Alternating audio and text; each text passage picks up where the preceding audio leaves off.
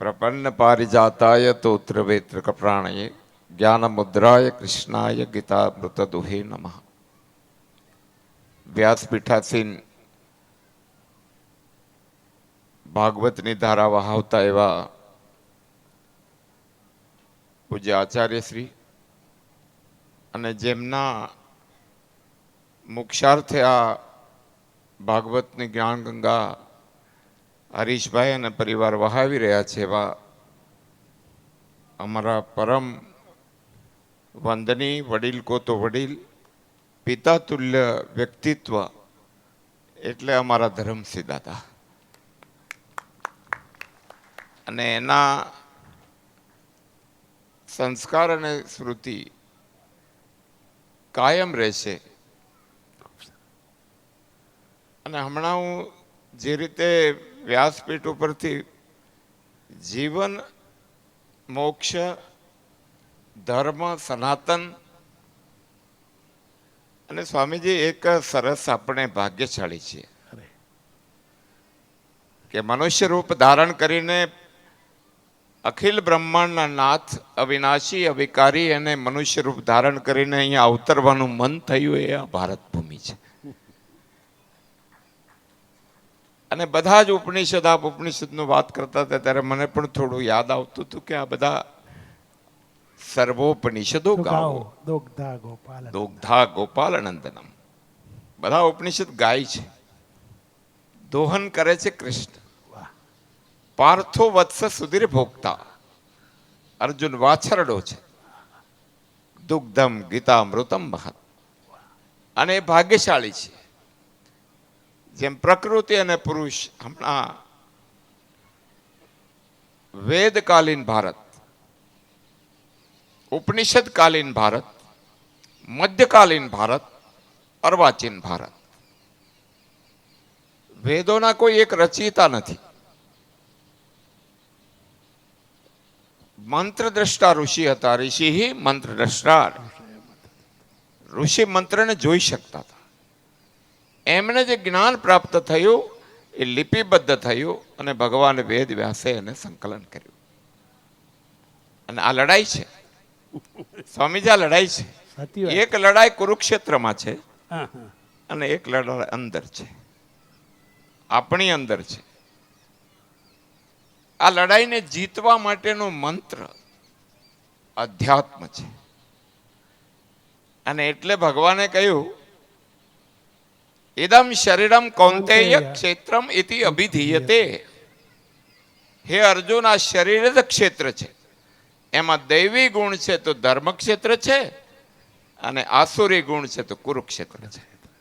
11 અક્ષરની સેના કોઈ 11 લાખ નથી અને 7 અક્ષરની પાંડવોની 7 લાખ નથી.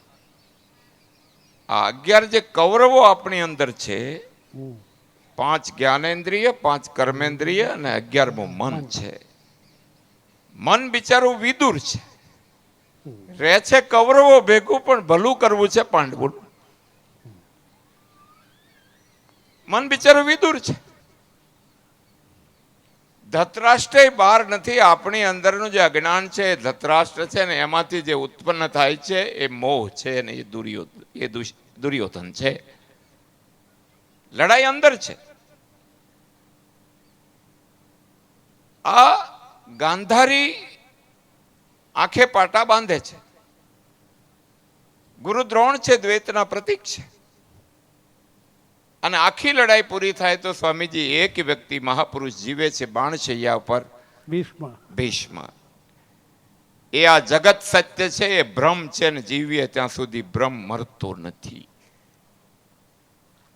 આ ભીષ્મ છે. 7 અક્ષરોની સેના બહાર નથી.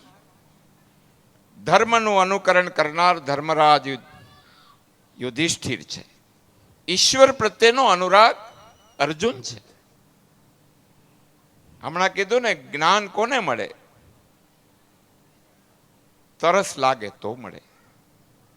નદી વહે છે, કાંઠે ઉભા રહીને તરસ્યા રે તો નદીનો વાંક નથી. એમ નિયમરૂપી નકુલ છે, સત્યરૂપી સહદેવ છે. કાયારૂપી કાશીરાજ છે. આ લડાઈ આપણી છે સ્વામી, લડાઈ બહારની છે જ નહીં.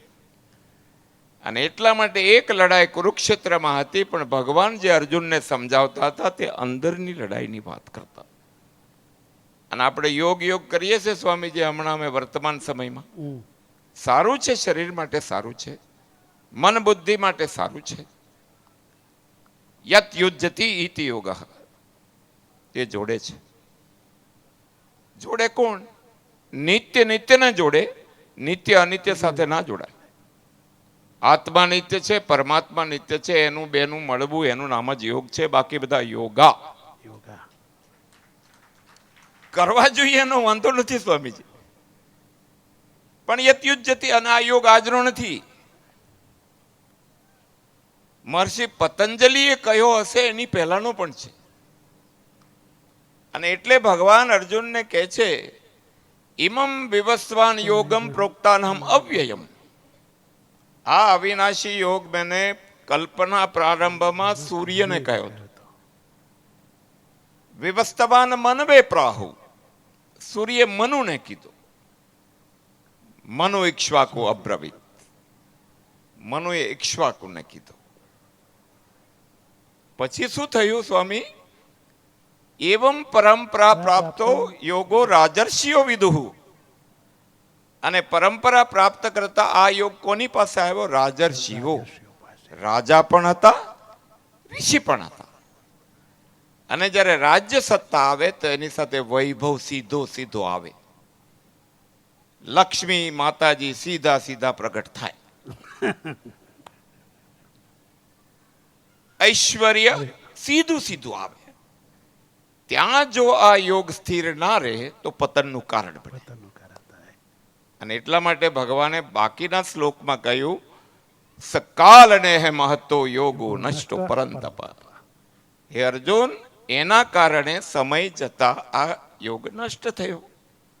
હું પહેલો નથી આ કહેવા વાળું, એમ કૃષ્ણ કહે છે. ઋષિ ભી બહુધા વિદમ, મારા પહેલા ઋષિઓએ કહ્યું છે અને આવનારા સમયમાં પણ કહેશે. તો અર્જુન તો હજી વિષાદ યોગની બહાર નીકળ્યો નહોતો, એટલે કીધું, અપરમ ભવતો જન્મતમ પરમ જન્મ વિવસ્વત. તમારો જન્મ તો હમણાં થયો છે આ યુગમાં. સૂર્ય તો આદિ અનધિ કાળથી છે.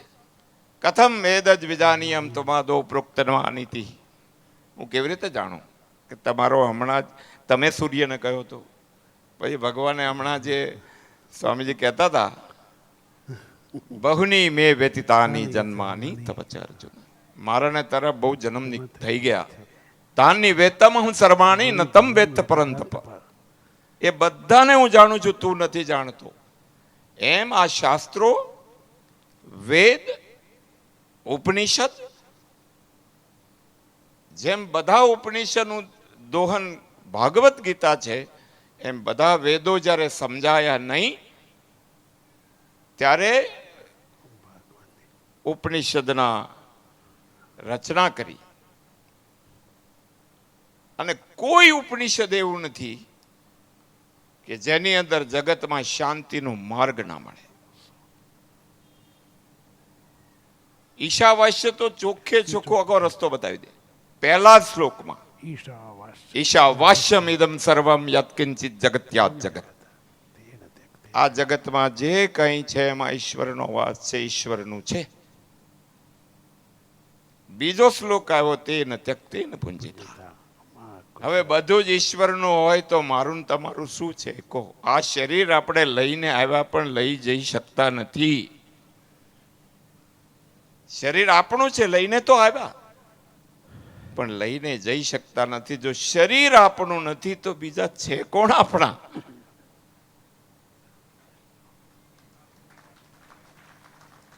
નાટકના પાત્ર ભજવો વાંધો નથી. રાજા ભરથરી બની જાઓ, 3 કલાકનો પડદો આવે, 92 લાખ માળવાનો ધણી, પણ પડદો પડ્યા પછી શાક લઈને ઘરે જ આવવાનું છે.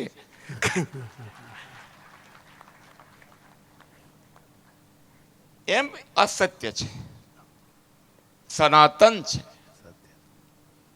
અને જો સનાતન ના હોત સ્વામીજી તો 1200 વર્ષના વિદેશી વિધર્મી ધાડા વચ્ચે મંદિરોના ઘંટારાઓ ચાલુ ન રહ્યા હોત. ચાલો ને 100%. અને જો સનાતન આદિ અનાદિ કાળથી પૃથ્વીના પ્રાદુર્ભાવ પહેલા ના હોત તો રામચરિત માનસ અને ભાગવત આજે હિન્દુસ્તાનની પ્રજા ભૂલી ગઈ હોત. પણ આ ભગવ વસ્ત્રધારીઓએ ગામના ચોરે જઈને આપણી સંસ્કૃતિને ચાલુ રાખી. ગામઠી ભાષામાં, જે ભાષામાં સમજે એ ભાષામાં. એના કારણે સંસ્કૃતિ અસ્ખલિત પ્રવાહ. મોગલ આવ્યા, તુર્ક આવ્યા, અફઘાન આવ્યા. ભારત માતાની હોજરી એટલી મોટી હતી, બધાને માતાના ઉદરમાં સમાવી લીધા.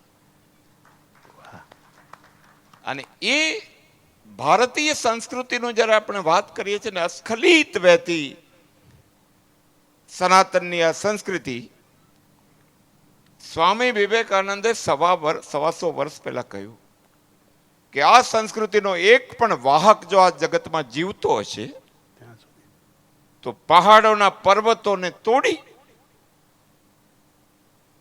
અને દુનિયાના બીજા કોઈ ખૂણામાં એના કાને અથડા છે, મારી હિન્દુ સંસ્કૃતિ ફરીથી ત્યાં ઊભી થશે. અને એટલા માટે આપ તો સ્વામીજી આપના કામમાં પ્રવાહમાં મેં વિક્ષેપ પાડ્યો છે. ના ના, અરે પરંતુ ધરમસિંહ દાદાને જ્યારે યાદ કરીએ છીએ ત્યારે લગભગ 30-35 વર્ષના એમના અમારા તો સહવાસ કો તો સહવાસ, માર્ગદર્શન કો તો માર્ગદર્શન. અને એવા વ્યક્તિના જવાથી વ્યક્તિ જતો નથી જગતમાં. વ્યક્તિ જે સુવાસ મૂકીને જાય છે એ અવિચળ છે. અને એટલા માટે શરીરના જવાથી વ્યક્તિ જતા નથી. અને આપણે તો આશ્વાસન લેવાનું આપે જ બધાએ કીધું. યથા વિહાય જીર્ણાની વાસાની નવાની ગ્રહણાતી નરોપરાણી. જૂના કપડા ફેંકી દઈને આપણે નવા પહેરીએ, એમાં શરીર છોડીને આત્મા બીજે જાય. આત્મા અહીંયા મરતો નથી, એ આશ્વાસન.